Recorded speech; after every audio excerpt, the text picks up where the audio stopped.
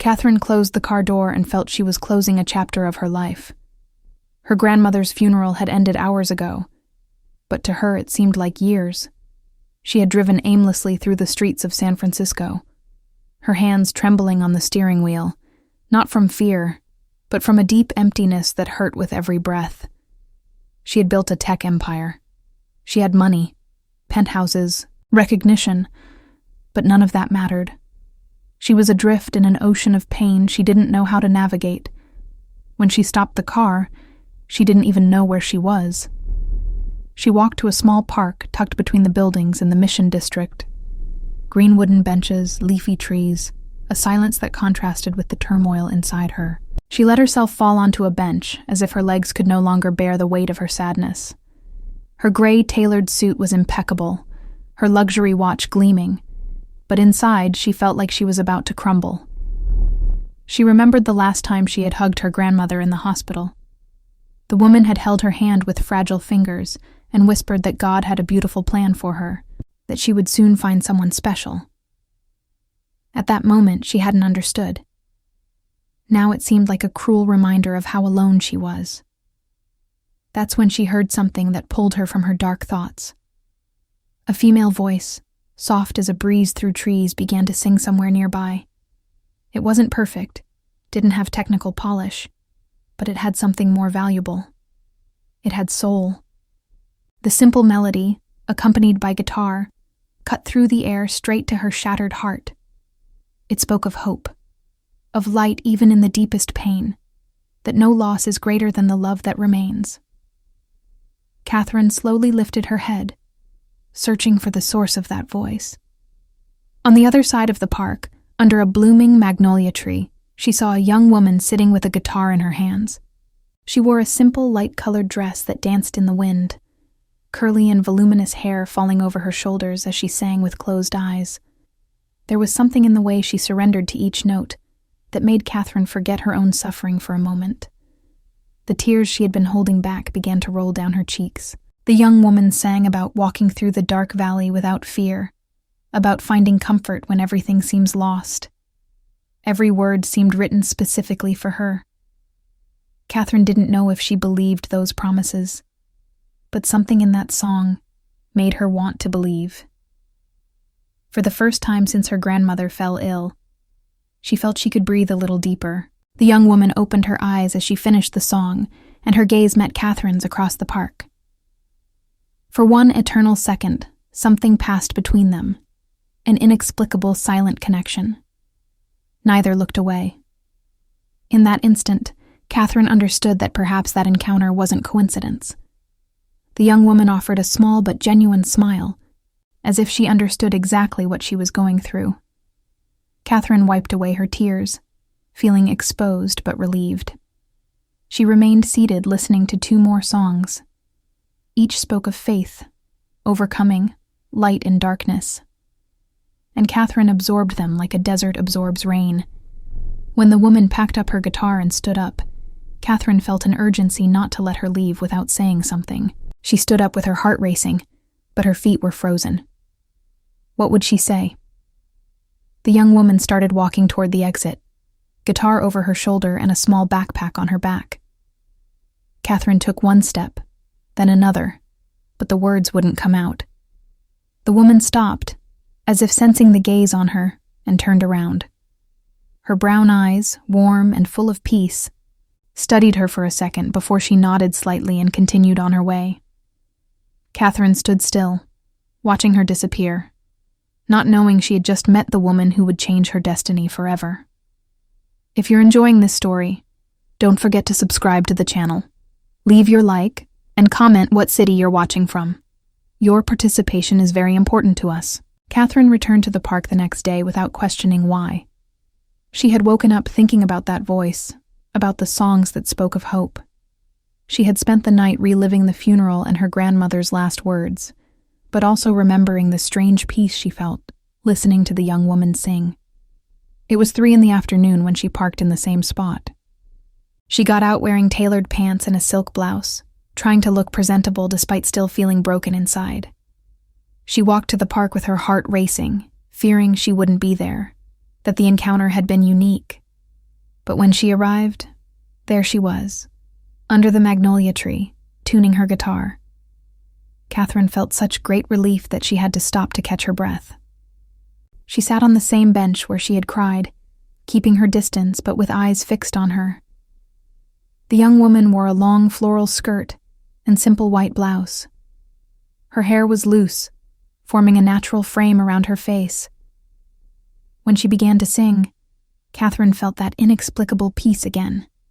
The song was cheerful, about being grateful for each new day, each opportunity to start over. Catherine closed her eyes, letting the words envelop her, imagining her grandmother there smiling. After 3 songs, the young woman paused to drink water. That's when their eyes met again. This time she didn't look away, but tilted her head, as if asking who this well-dressed woman was watching for the second day.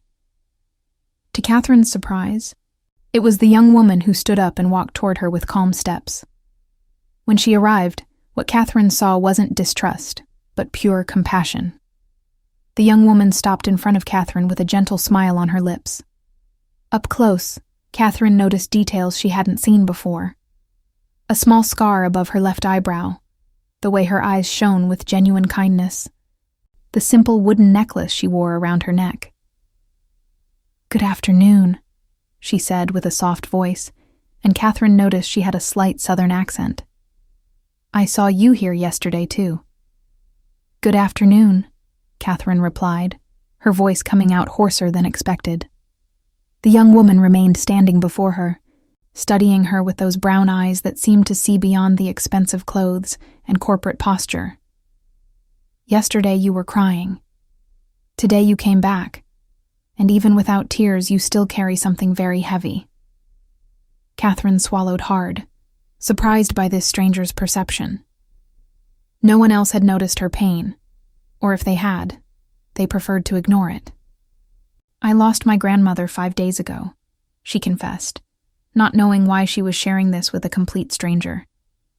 Perhaps because she didn't know her, didn't know who she was in the corporate world, had no expectations about how she should behave.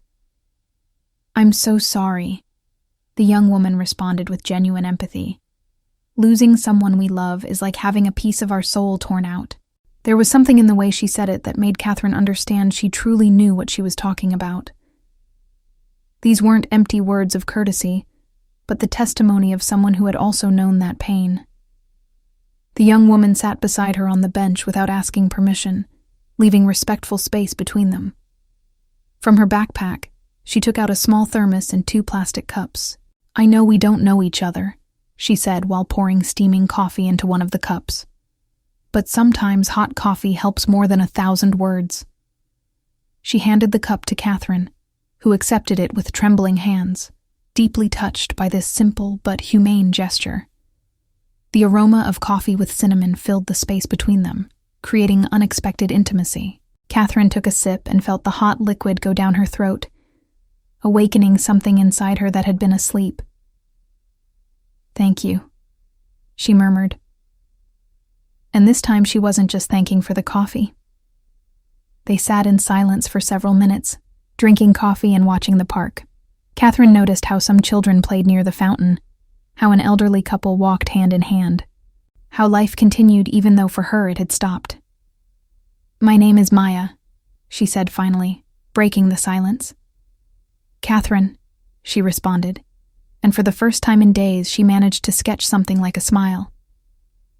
"Your songs are beautiful, Maya. Yesterday when I heard you, it was the first time I felt I could breathe since." She didn't finish the sentence, but it wasn't necessary. Maya nodded with understanding and gently placed her hand on Catherine's shoulder in a comforting gesture. Music has that power. My father used to say that when words aren't enough, God speaks to us through melodies. Catherine felt a lump in her throat hearing that, remembering how her grandmother also believed that God communicated in mysterious ways. Maya removed her hand and filled the cups with coffee again, and Catherine discovered she didn't want that moment to end. For the first time since the funeral, she didn't feel completely alone. There was something about Maya's presence that made her feel that maybe, just maybe, she could find a reason to move forward.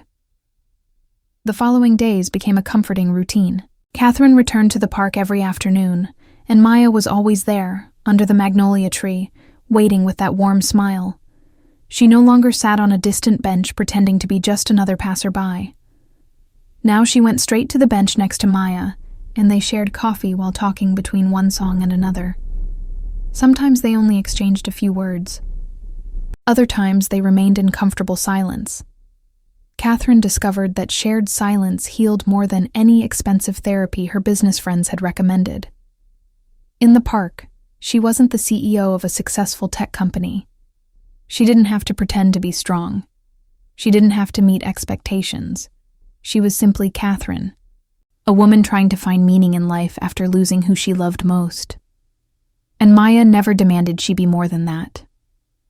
One Wednesday afternoon, when the sun was beginning to set, painting the sky with orange and pink tones, Catherine arrived earlier than usual. Maya was putting away her guitar when she saw her approaching. "You finished early today?" Maya observed, and there was something of genuine joy in her voice that made Catherine's heart beat a little faster. "I canceled a meeting," Catherine admitted, surprising herself. She never canceled meetings. Her entire life revolved around work. But lately, the hours in the office seemed empty compared to the moments in that park. "You canceled a meeting to come listen to a street singer?" Maya asked with a playful smile.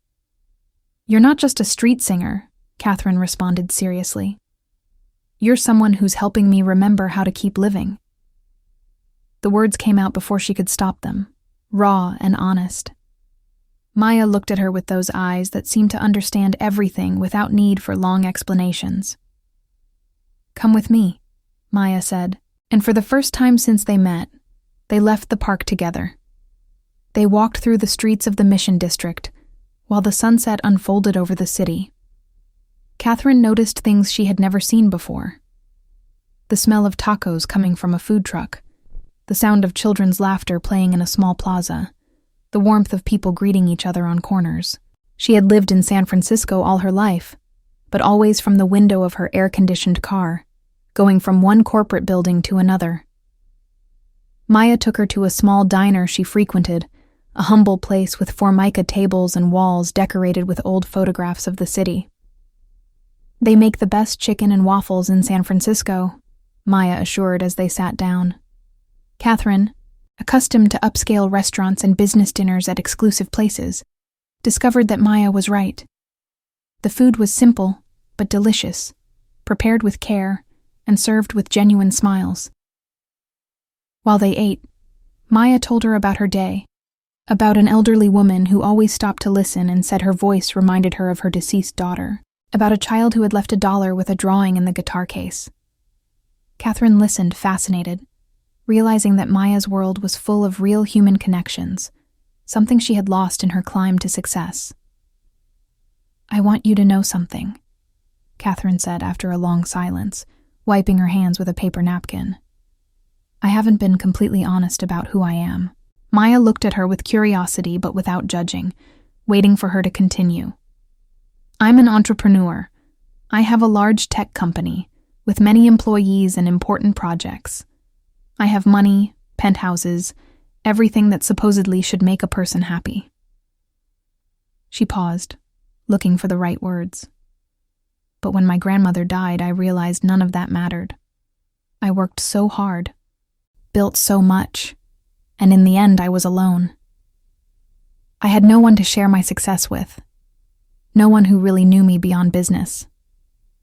Her voice faltered slightly.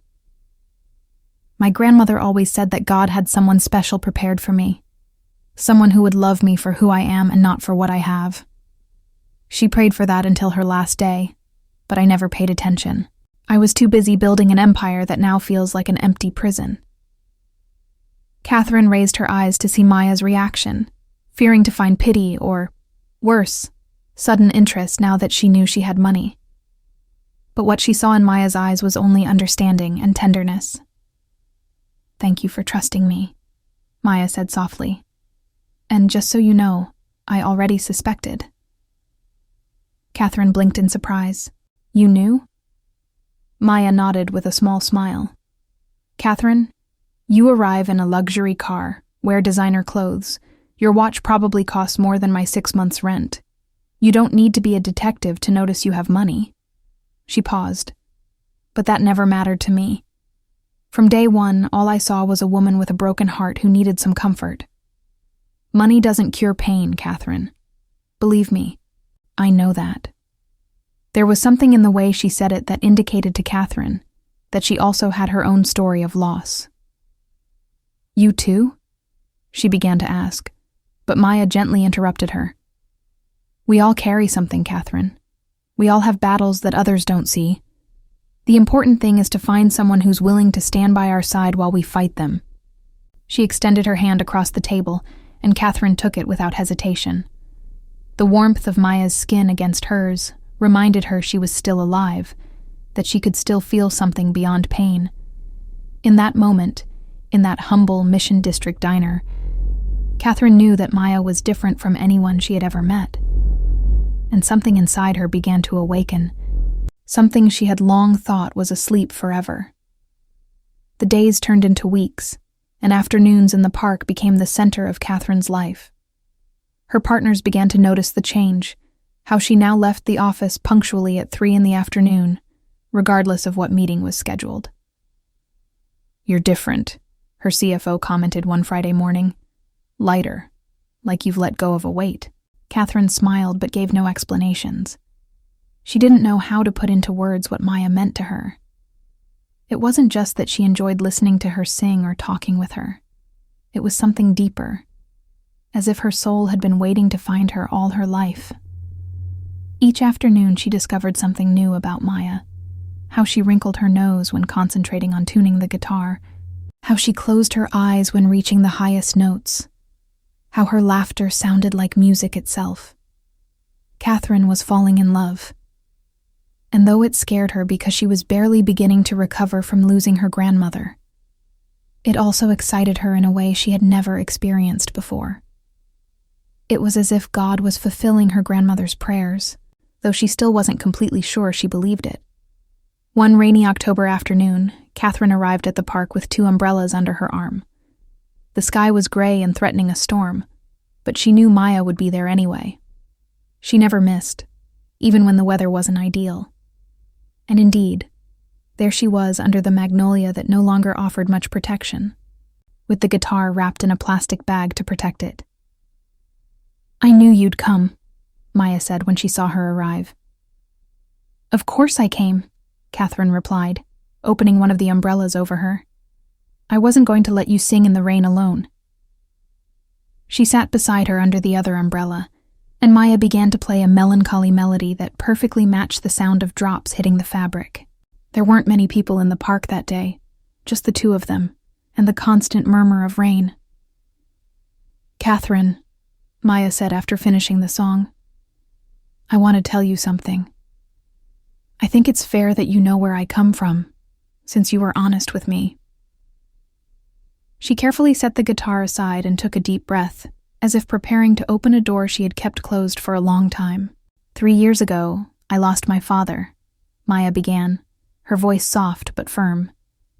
"He was a musician, played at churches and parties, any event that would hire him. He didn't make much money, but he loved music with all his being."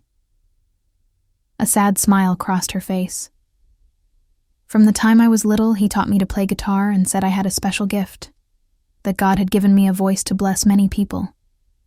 He always dreamed I'd be a well-known singer, someone who would use their talent to bring hope to those who needed it most." Catherine listened in silence, gripping the umbrella handle tightly. "He got sick with heart disease suddenly. In less than 4 months, he went from being a strong, cheerful man to being in a hospital bed. The medical expenses left us with nothing. We sold the house, the instruments, everything except this guitar he gave me for my 15th birthday. Maya caressed the instrument tenderly. "The day before he died, he held my hand and made me promise I wouldn't give up music, that I would keep singing to glorify God no matter the circumstances. And here I am, keeping that promise." Catherine felt a lump in her throat. "That's why you sing on the street," she murmured, finally understanding. Exactly, Maya confirmed. I could look for a normal office job or in a store, but every time I sing, even if it's in this humble park, I feel like my father is with me. I feel like I'm honoring his memory and fulfilling the purpose God has for my life. She wiped away a tear rolling down her cheek. I know it's not glamorous. I know people sometimes look at me with pity, but when I see someone like you, someone who arrives broken and gradually begins to heal thanks to these songs, I know I'm exactly where I should be. Catherine extended her free hand and took Maya's, intertwining their fingers. You're not just a street singer, Maya. You're an instrument of God, exactly as your father saw. And your voice saved me when I was drowning. The rain began to fall harder, but neither of them moved. They remained there under their umbrellas, with their hands intertwined and their hearts opening to each other in ways that words couldn't completely express. You know what's most ironic? Catherine asked after a long silence. My grandmother always prayed that I would find someone who would truly love me, someone with a pure heart who would make me a better person. And now that I've lost her, now that I'm going through the darkest moment of my life, you appear. Her voice trembled with emotion. Maya, I don't know if you believe in signs from God. I don't know if you believe people meet for a reason, but I'm starting to believe that our encounter wasn't coincidence. Maya looked at her with shining eyes, the rain creating a silver curtain around them. I've always believed that, Catherine. From the first day I saw you crying on that bench, I felt in my heart that God had brought you to this park for some reason. I didn't know what, but I trusted that he had a plan. She moved a little closer, their faces now inches apart. My father used to say that God writes the best love stories, but first he has to prepare the hearts. Maybe that's what he's doing with us. The confession hung in the air between them, loaded with possibilities and unspoken promises. Catherine knew in that instant that she was falling hopelessly in love with Maya, and from the way she looked at her, she knew the feeling was mutual. The following weeks were of discoveries and closeness. Catherine and Maya began to see each other not only in the park, but in various places around the city. They walked through parks, visited museums, shared meals at small restaurants Maya knew that Catherine had never noticed, despite living there all her life. Maya showed Catherine a San Francisco she didn't know, full of real people, genuine stories, and beauty in the simplest details. Catherine, in turn, supported Maya in practical ways, helping her organize performances at larger churches, connecting her with people who could open doors for her talent. But they did this carefully, always respecting Maya's desire to maintain her authenticity, not to sell out for opportunities that weren't aligned with her purpose. One November afternoon, while they were walking along the Embarcadero after Maya had sung at a local church, Catherine suddenly stopped and looked at her intensely. Maya, there's something I need to say. Maya turned, her eyes showing a mixture of curiosity and something else Catherine couldn't decipher. These last 2 months have been the best of my life, despite the pain of losing my grandmother. And it's because of you. Catherine took a deep breath, gathering courage. You appeared when I needed it most, and showed me that there's still beauty in the world, that there are still reasons to continue. But more than that, you made me feel something I thought I'd never be capable of feeling again. She took Maya's hands in hers. I'm falling in love with you.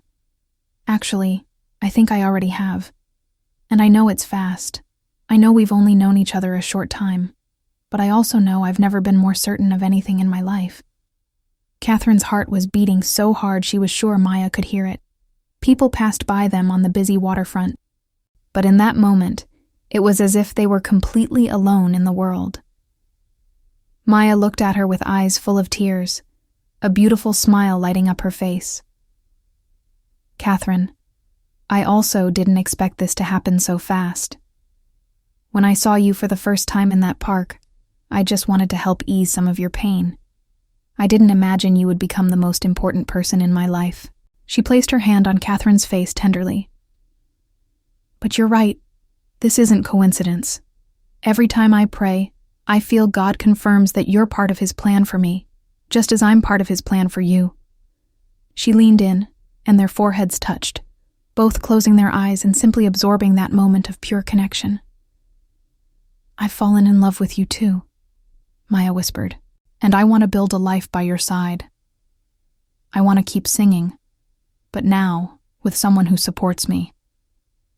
I want to honor the memory of my father and your grandmother, living the love they dreamed of for us." There, in the midst of the bustle of the Embarcadero, with the sun setting in the background, Catherine and Maya sealed their commitment with a soft kiss that promised the beginning of something beautiful and lasting. Catherine arrived at the park on a Tuesday at 3 o'clock sharp, as she had done every day for the last 8 weeks. There was something special about that Tuesday, because that morning she had made an important decision. She would ask Maya to have dinner together at a real restaurant, an official date, not just casual meetings at the park or neighborhood diners. She carried in her blazer pocket a small box with a gift she had bought, a simple silver bracelet with a musical note pendant. It wasn't ostentatious. She knew Maya wouldn't appreciate expensive things just because they were expensive. But it was meaningful. It represented everything she had brought into her life: music, hope, reasons to smile again. She parked her car and walked to the park with her heart beating fast, mentally rehearsing the words she would say. But when she reached the magnolia tree where Maya always sang, the bench was empty. There was no guitar, no open case with some coins, no presents that had filled her afternoons with light. Catherine frowned, puzzled. In 8 weeks, Maya had never missed a single day, not even when it rained or was very hot. She sat on the bench where she usually positioned herself, waiting, hoping maybe she was late, that she would appear any moment with that smile that made everything seem okay. 30 minutes passed, then an hour. Catherine took out her cell phone and realized they had never exchanged numbers. All their connection had been in person in that sacred park space where words were unnecessary. How had she not thought to ask for her number? She got up and started walking around the park, wondering if maybe Maya had changed locations that day. She checked every corner, every bench, but Maya wasn't anywhere. A feeling of unease began to grow in her chest, an internal voice saying something wasn't right. She approached a hot dog vendor who was always nearby and who had seen Maya sing many times. "Excuse me, have you seen the woman who sings here? The one with the light dress and guitar?" The man shook his head while preparing a hot dog. "Haven't seen her today, miss, and I've been here since 10 this morning." Catherine thanked him and continued searching, increasingly worried. She walked to the small diner where they had eaten together, thinking maybe she would find her there. The owner recognized her immediately. "Looking for Maya?" the older man asked while cleaning a table. Catherine nodded urgently. "She hasn't been here for 3 days, the young man informed. "But Mrs. Garcia, who lives in the building next door, is friends with her. Maybe she knows something." He gave her the address, and Catherine practically ran there. She found Mrs. Garcia sweeping the entrance to a modest 4-story building. She was a woman of about 60 with her hair in a bun and a flowered apron. "Mrs. Garcia?" Catherine asked, trying to catch her breath. "I'm looking for Maya, the singer. They told me you know her." The woman's expression immediately changed to one of concern. "Oh dear. I'm glad you're asking about her. She's at San Francisco General Hospital. They admitted her the day before yesterday." Catherine felt the ground move beneath her feet. "What happened?" she managed to articulate. The woman sighed sadly. "That good girl, so stubborn. On Sunday there was a benefit event at the community church, a fundraiser to help some families who lost their homes in a fire. It rained all afternoon, but she insisted on singing to cheer people up and help the cause." Mrs. Garcia continued, shaking her head with concern. "She was there more than 4 hours in the rain.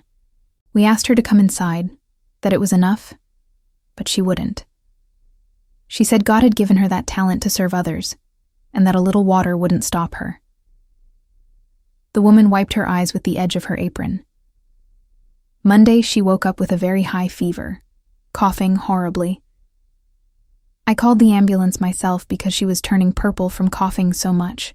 The doctor said she has severe pneumonia. Catherine felt she couldn't breathe. Which hospital? Can you give me the exact address? Mrs. Garcia gave her all the details she needed, including the room number. Catherine thanked her and ran to her car. While driving to San Francisco General Hospital, her hands trembled on the steering wheel. How was it possible that the person who had brought light into her life was now in a hospital bed? It was like a cruel repetition of what she had lived through with her grandmother, and fear paralyzed her. But this time would be different, she promised herself. This time she would arrive in time. This time she would be there for her as Maya had been for her. She sped through the streets of San Francisco, asking a God she was just beginning to believe in again to take care of Maya. San Francisco General Hospital was a large, busy building with long corridors that smelled of disinfectant and floors worn by years of use. Catherine entered practically running, asking at reception for Maya. The nurse on duty directed her to the 5th floor, to the pulmonology wing. She climbed the stairs 2 at a time, too impatient to wait for the elevator. When she reached room 512, she stopped for a moment in front of the closed door, trying to control her accelerated breathing and the terror she felt. She gently pushed the door, and what she saw broke her heart. Maya was in bed connected to an oxygen tank with a mask covering her nose and mouth. Her skin, usually radiant, was pale, and there were deep circles under her closed eyes. The curly hair she always wore so carefully was tangled on the pillow.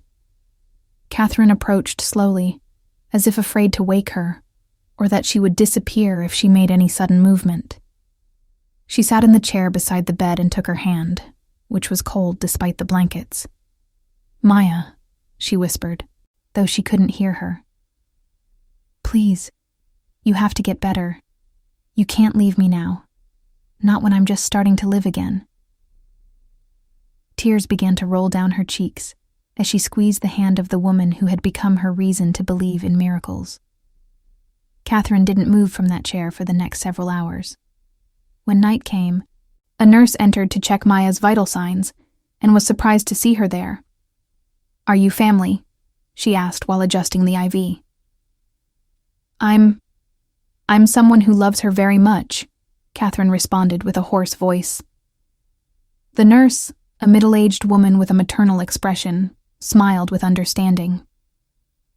"Visiting hours ended an hour ago, but I can make an exception.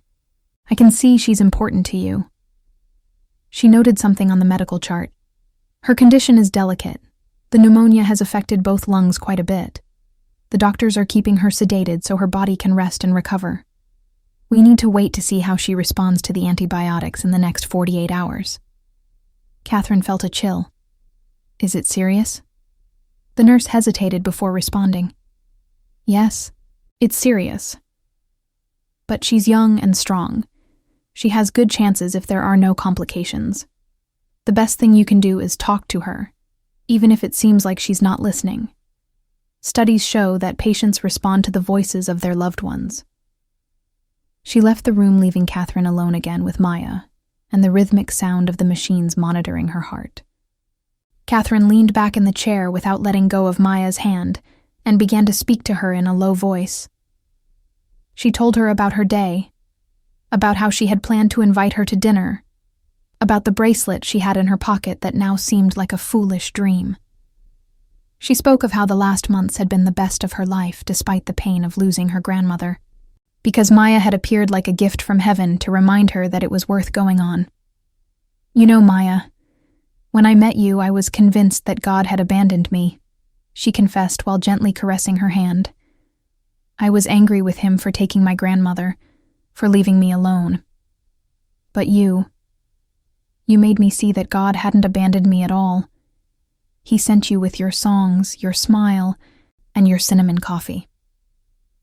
She wiped away tears with the back of her free hand.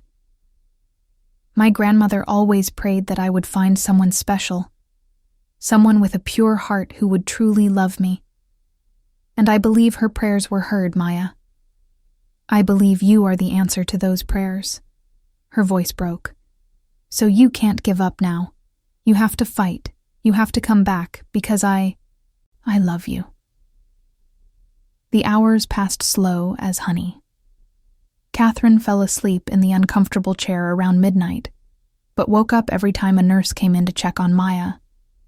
At dawn on Wednesday, she forced herself to go to the hospital cafeteria to get coffee and eat something, though the food tasted like cardboard. She called her assistant to cancel all her meetings for that week without giving detailed explanations. For the first time in her professional life, work was the last thing on her mind. She returned to the room with 2 coffees, one for herself and another she left on the bedside table next to Maya's bed, as if at any moment she would wake up and ask for one. From her pants pocket, she took out her cell phone and opened a music app, searching for quiet songs. She placed the phone near Maya's pillow so she could hear the music, remembering how she had said that music was the language God spoke. If you can't sing now, at least listen, she murmured. Throughout that day, Catherine remained there talking to her, reading messages of hope she searched for on the internet, praying with clumsy words because she hadn't done it in years, but sincere as never before. On Thursday morning, when Catherine was half asleep in the chair after another uncomfortable night, she noticed something on the bedside table she hadn't seen before. It was a small notebook with worn covers, probably Maya's belongings that Mrs. Garcia or some neighbor had brought to the hospital. With curiosity and care, she picked it up and opened it. It was a notebook of song lyrics, all written by hand with Maya's round and careful handwriting. Some had musical notations, others just words. Catherine began to read and realized that each song was a conversation with God, a testimony of faith amid difficulties. There was a song titled, "Even Without Understanding," which spoke about trusting God even when life doesn't make sense. Another called, "You Sustain Me," about finding strength in divine presence during the darkest moments. Each page was a piece of Maya's soul, and Catherine read them all with tears in her eyes. She reached the last page of the notebook and found an unfinished song, dated just 2 weeks ago. It was titled, "The Woman in the Park," and with amazement, Catherine understood it was about her. "You came with pain, seeking a reason, and God put in my voice the medicine for your heart," said the first verse. Catherine closed the notebook with trembling hands and pressed it against her chest. Maya had written a song about her, about their encounter, about how God had brought them together. It was confirmation that she felt the same, that their connection hadn't been imagination. "Maya, love," she whispered, approaching her ear, though the oxygen mask still covered her face. "I found your notebook. I read all your songs and they're amazing. But especially I read the one you wrote about me." Her voice trembled with emotion. "When you wake up, I want you to sing it to me complete. I want to hear how our story ends in that song, because I already know how I want it to end in real life." She leaned in and softly kissed her forehead. "I want it to end with you by my side, singing not only in parks, but on the biggest stages, sharing your gift with the whole world. I want to be the woman who supports you, who takes care of you, who loves you as my grandmother always prayed I would love someone." She placed the notebook back on the bedside table and again took Maya's hand in hers.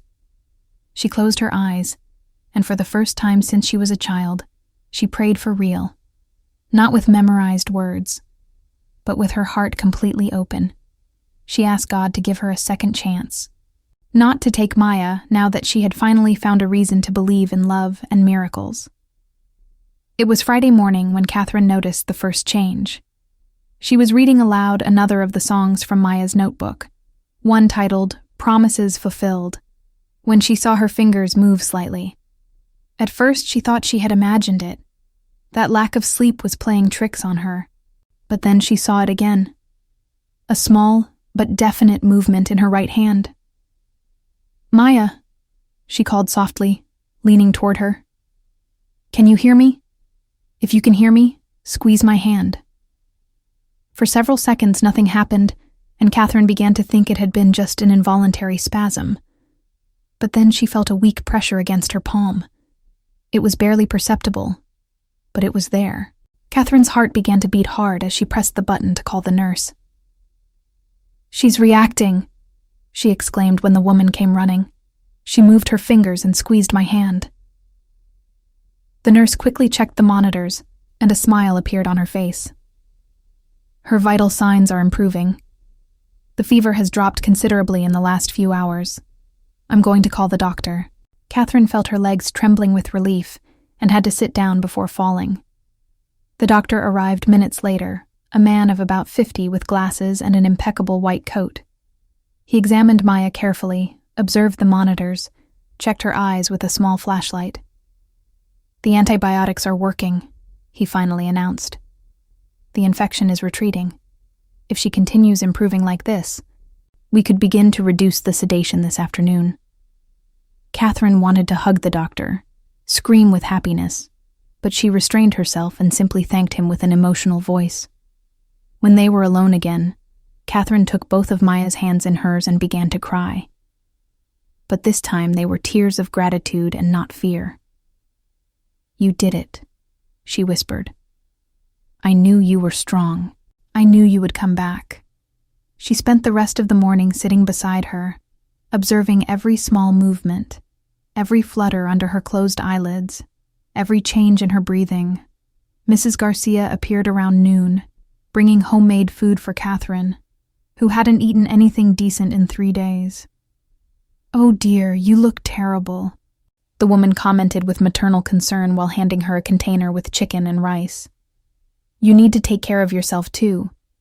It's no use if Maya gets better and you get sick."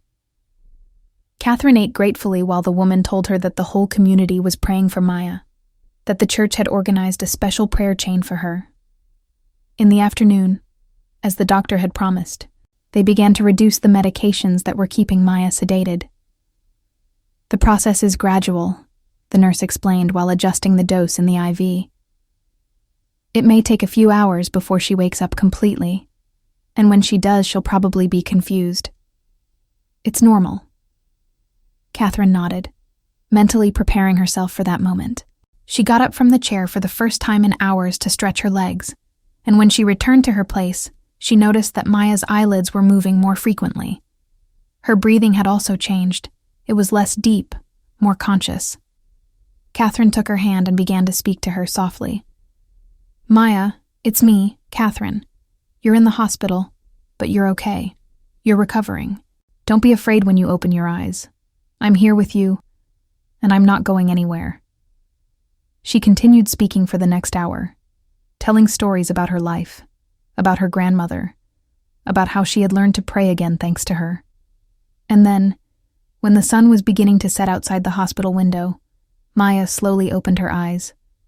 Her gaze was unfocused at first, blinking against the light in the room. But when her eyes finally found Catherine's, something changed in her expression. "Catherine," she murmured with a hoarse voice behind the oxygen mask, her name just a whisper. Catherine felt her heart explode with happiness. "Yes, it's me. I'm here," she responded, gently squeezing her hand. A nurse who had been monitoring from the door quickly entered to check her vital signs. "Welcome back, Maya," she said with a smile while taking note of her vitals. "Do you know where you are?" Maya nodded weakly. "Hospital," she managed to say. "What happened?" The nurse briefly explained about the pneumonia, about the 3 days she had been sedated, about her recovery. Maya listened with wide eyes, slowly processing the information. When the nurse finished and left the room, promising to return soon with the doctor, Maya turned her gaze to Catherine. "You look terrible," she said with an attempt at a smile that made Catherine laugh through tears. "You look beautiful," Catherine responded sincerely. "You scared me so much, you know. I arrived at the park on Tuesday and you weren't there. I thought I would go crazy looking for you." Maya closed her eyes for a moment, as if the effort of keeping them open was too much. The church. The event. I had to help. Catherine shook her head gently. You don't need to apologize for having such a big heart. But you have to promise me you'll take better care of yourself. She took out from her pants pocket the notebook of songs she had been reading all those days. I found this on your bedside table. I hope you don't mind, but I read it. Maya's eyes moistened. You read them all? Every word, Catherine confirmed. Especially I read one called The Woman in the Park. The song about me, about us, about how God found us in the midst of our pain. She moved closer to her, their faces now inches apart. Maya, these days sitting here, not knowing if you would wake up, made me realize something. I don't want to spend one more day of my life without you. I don't want you to keep singing alone in that park. I want to be by your side, supporting you, taking care of you, loving you. A tear rolled down Maya's cheek, and Catherine wiped it away tenderly. When you're completely recovered, when you get out of here, I want you to give me the chance to show you that what we feel isn't coincidence. It's a gift from God, and I don't plan to waste it. Maya nodded slowly, her lips forming the words she didn't have the strength to say aloud, but Catherine understood them anyway. I love you too. In that hospital room, under the golden light of the sunset, two souls that had been broken found the promise of healing in each other's eyes. The next 2 weeks were of slow but steady recovery for Maya. Catherine was by her side every day, arriving early in the morning and staying until the nurses forced her to leave at night. She brought fresh flowers every 2 days. Nothing ostentatious, just daisies and sunflowers bought at the farmer's market because she knew Maya preferred simplicity. They read the songs from the notebook together, talked about dreams and fears, and little by little Maya's voice regained its strength. One afternoon, when they had already removed her oxygen mask and she could breathe on her own, she asked Catherine to bring her the guitar. You're still weak, Catherine objected with concern. It's not good for you to overexert yourself. But Maya insisted with that quiet determination that characterized her. Music is part of my healing, Catherine. I need to sing, even if just a little. The next day, Catherine brought the guitar from the small apartment where Maya lived, a humble but clean place on the 3rd floor of an old building. When she handed it to her, Maya's eyes shone with a joy she hadn't seen since before the hospitalization. Maya tuned the strings carefully, her fingers remembering the familiar movements, and began to play softly a melody Catherine didn't recognize. It was the song about her, the woman in the park, but now it was complete. Maya sang with a voice still a bit weak, but full of emotion, telling the story of how a woman had come into her life shattered by pain, and how God had used her music to heal her heart. But the song didn't end there.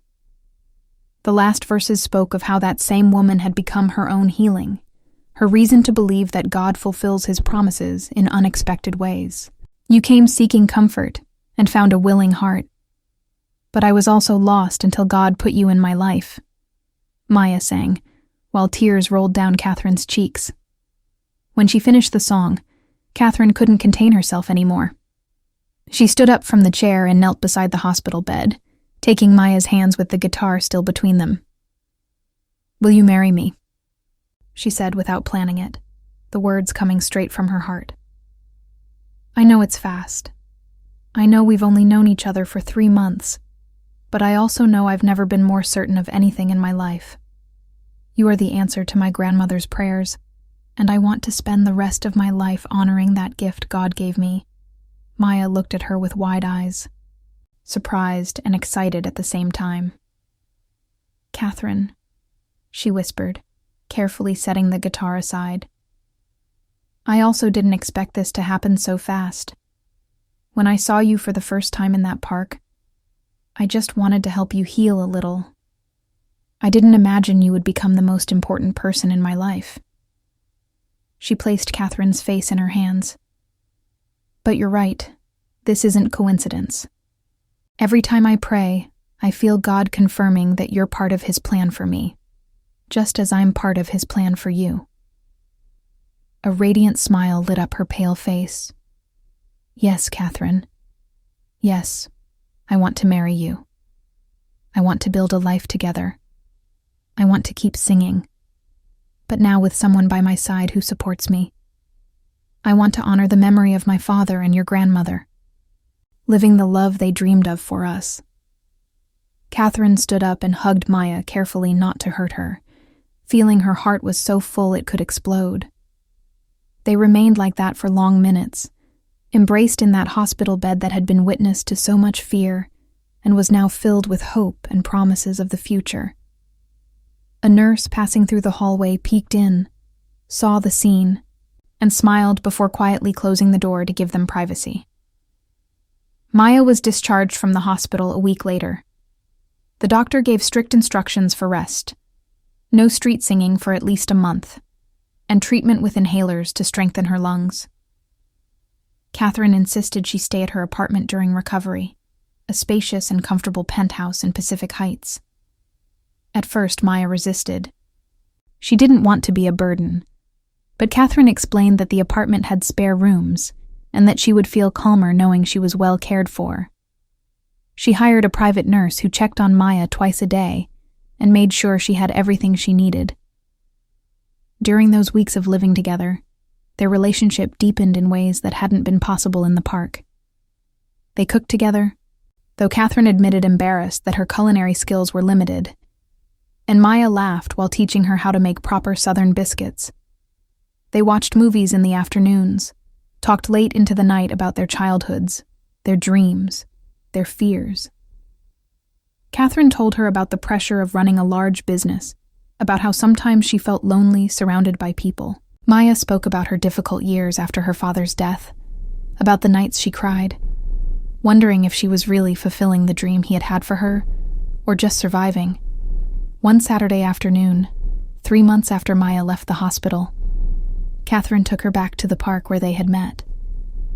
Maya had insisted on returning, said that place was special to both of them, and she needed to close that chapter before starting the next one. They walked hand in hand to the magnolia tree, and Maya sat on her usual bench with the guitar Catherine was carrying for her. There were some people in the park, and when she began to sing, her voice sounded stronger and clearer than ever, as if the illness had been just a test that had made her more resilient. She sang several of her favorite songs, and Catherine noticed how people stopped to listen, leaving not just coins but bills in the open case. But this time was different.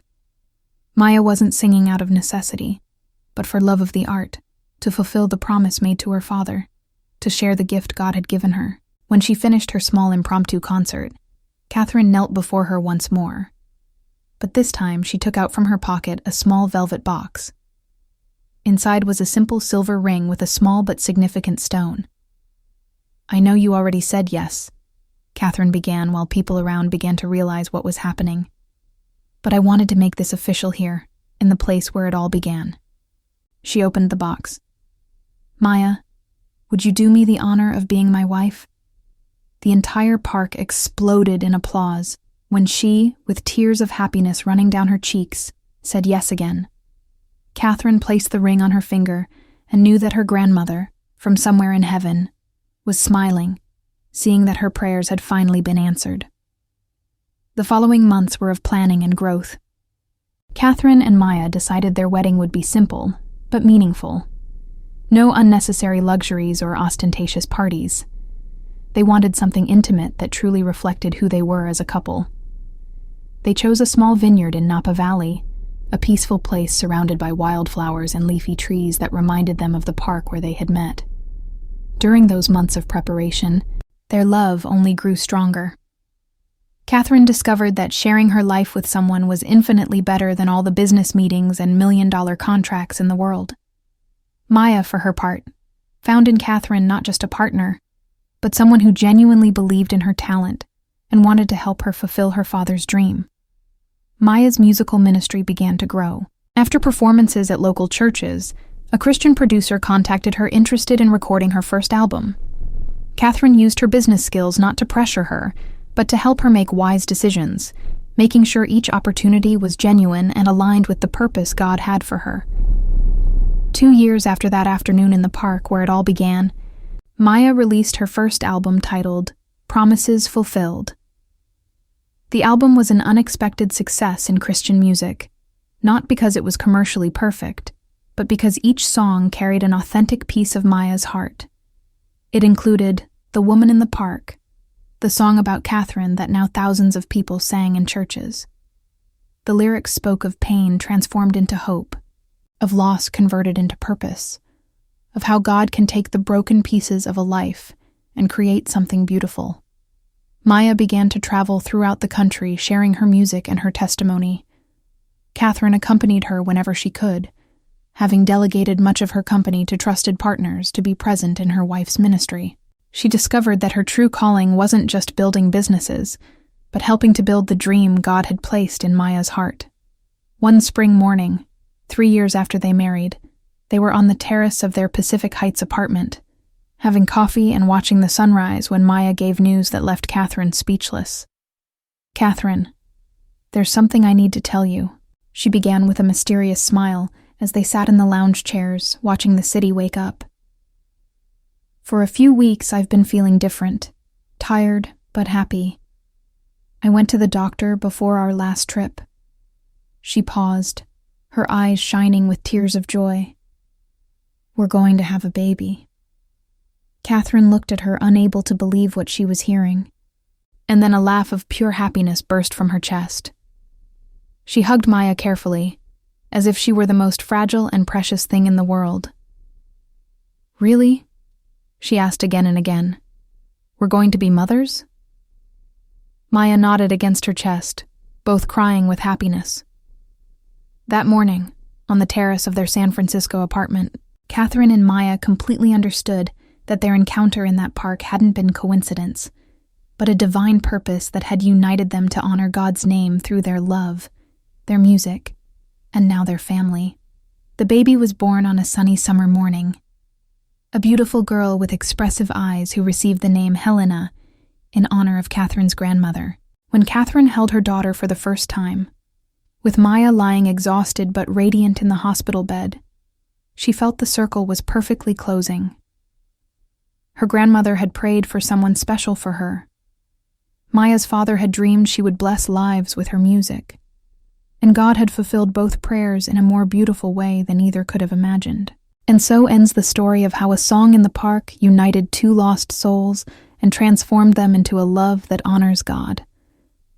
If this story touched your heart, don't forget to subscribe to the channel, leave your like, and comment what was your favorite part of the story.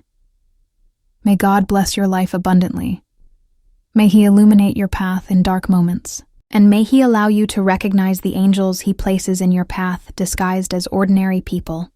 Remember, His promises always come true at the perfect time. Until next time.